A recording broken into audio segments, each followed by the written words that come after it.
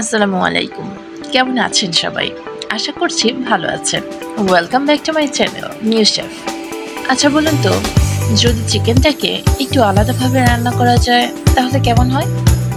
চলুন আজকে শেয়ার করছি চিকেনের একটি ভিন্ন রেসিপি, তবে সবচেয়ে সহজ। আচ্ছা, এখানে আমি 2 কাপ পেঁয়াজ কুচি নিয়েছি, যেটা দেখতেই পাচ্ছেন হালকা বাদামি হয়ে এসেছে। আর ঠিক সেই পর্যায়েই দিয়ে দিচ্ছি 2 চা চামচ জিরা বাটা, 2 চা চামচ আদা বাটা, 2 চা চামচ রসুন বাটা। এই বাটা মশলাগুলো দিয়ে কিছুটা নেড়ে গুঁড়ো মশলার মধ্যে থাকছে হলুদ গুঁড়ো, মরিচ গুঁড়ো, ধনিয়া গুঁড়ো। এবার সবগুলো উপকরণ একসাথে মিশিয়ে নেওয়ার জন্য এবং খুব ভালো মতো কষিয়ে নেওয়ার জন্য ভালো মতো নেড়ে চেড়ে দিচ্ছি। কিছুক্ষণ জাল করে নেওয়ার পর দিয়ে দিচ্ছি মুরগির মাংস। এখানে আমি সবটুকু ছবি ওঠাতে পারিনি, তবে এখানে আমি মুরগির মাংস নিয়েছিলাম প্রায় 700 থেকে 800 গ্রামের মতো। এবার মাংসটাকে সুন্দর করে কষিয়ে নেব। অপেক্ষা করব মাংস কষানো পর্যন্ত। আজকে আমি মাংসর সাথে অ্যাড করে দেব মুগ ডাল। আর মুগ ডালটাকে আমি প্রায় 70% পর্যন্ত সিদ্ধ করে নিয়েছিলাম আগে থেকে।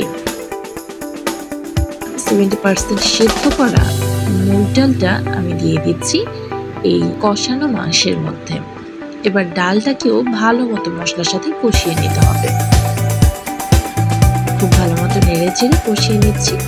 এ পর্যায়ে একটি ঢাকনার সাহায্যে ঢেকে দেব 10 মিনিটের জন্য। ঢাকনাটা কিছুক্ষণ পর পর উঠিয়ে একটু নেড়ে চেড়ে নেব, যাতে নিচে লেগে না যায়। আর অ্যাড করে দেব পরিমাণ মতো পানি। ডাল মাংসটা নামানোর ঠিক 5 মিনিট আগে আমি দিয়ে দিচ্ছি আস্ত 4-5টি কাঁচামরিচ, 3-4টি লবঙ্গ আর 2-3টি দারুচিনি। এবার আরেকটি কড়াইয়ে বাগার দেওয়ার জন্য তৈরি করে নিচ্ছি পেঁয়াজ বেরেস্তা।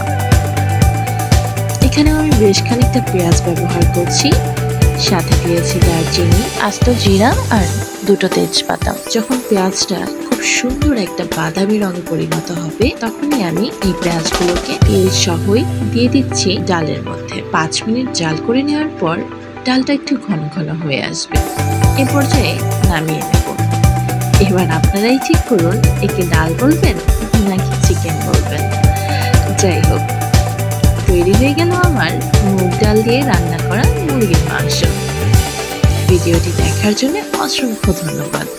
আর চ্যানেলটা সাবস্ক্রাইব করতে ভুলবেন না কিন্তু। আল্লাহ হাফেজ।